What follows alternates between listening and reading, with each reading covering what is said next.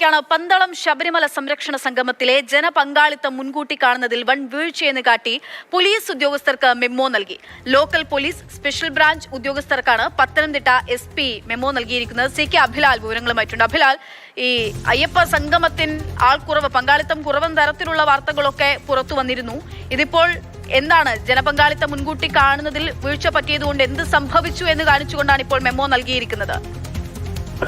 ശബരിമല കർമ്മസമിതി തിങ്കളാഴ്ച പന്തളത്ത് വിശ്വാസികളെ സംഘടിപ്പിക്കുമെന്നും അതിൽ 5000 പേർ പങ്കെടുക്കുമെന്നുമാണ് അവകാശപ്പെട്ടിരുന്നത്. എന്നാൽ സ്പെഷ്യൽ ബ്രാഞ്ച് ഉദ്യോഗസ്ഥർ ഇതുമായി ബന്ധപ്പെട്ടുള്ള റിപ്പോർട്ട് മുൻകൂട്ടി തയ്യാറാക്കിയത് ഉന്നത ഉദ്യോഗസ്ഥർക്ക് സമർപ്പിച്ചിരുന്നു. അതിനകത്തിൽ പരമാവധി പന്തളത്ത് എത്താൻ സാധ്യതയുള്ള ആളുകളുടെ എണ്ണം എന്നത് 3000 എന്ന് കണക്കാക്കിയാണ് റിപ്പോർട്ട് നൽകിയത്. എന്നാൽ തിങ്കളാഴ്ച വൈകുന്നേരത്തെ വിശ്വാസി സംഗമത്തിൽ 10000-ലധികം ആളുകളാണ് പങ്കുചേർന്നത്. ചുരുക്കത്തിൽ സ്പെഷ്യൽ ബ്രാഞ്ചും അതോടൊപ്പം തന്നെ ലോക്കൽ പോലീസും ഉന്നത ഉദ്യോഗസ്ഥർക്ക് മുൻകൂർ നൽകിയ കണക്കിൽ വലിയ വീഴ്ചയുണ്ടായി എന്നാണ് ആഭ്യന്തര വകുപ്പ് വിലയിരുത്തുന്നത്. ചുരുക്കത്തിൽ വലിയ തോതിലുള്ള ജനസഞ്ചയം ഉണ്ടാകാനുള്ള സാധ്യത മുൻകൂട്ടി കാണാൻ സ്പെഷ്യൽ ബ്രാഞ്ച് ഉദ്യോഗസ്ഥർക്കോ ലോക്കൽ പോലീസിനോ സാധിച്ചിട്ടില്ല എന്നുള്ള സ്വയം വിമർശനമാണ് ഉയർന്നു വരുന്നത്. മറ്റൊന്ന്, ജനബാഹുല്യത്തെ തുടർന്ന് MC റോഡിൽ പന്തളം ഭാഗത്ത് മണിക്കൂറുകളോളം ഗതാഗതം തടസ്സപ്പെടുകയും പിന്നീട് ഗതാഗതം വഴി തിരിച്ചുവിടുകയും ചെയ്ത സ്ഥിതിയുണ്ടായി. ഇതൊന്നും തന്നെ മുൻകൂട്ടി കാണാൻ പോലീസിനായിട്ടില്ല.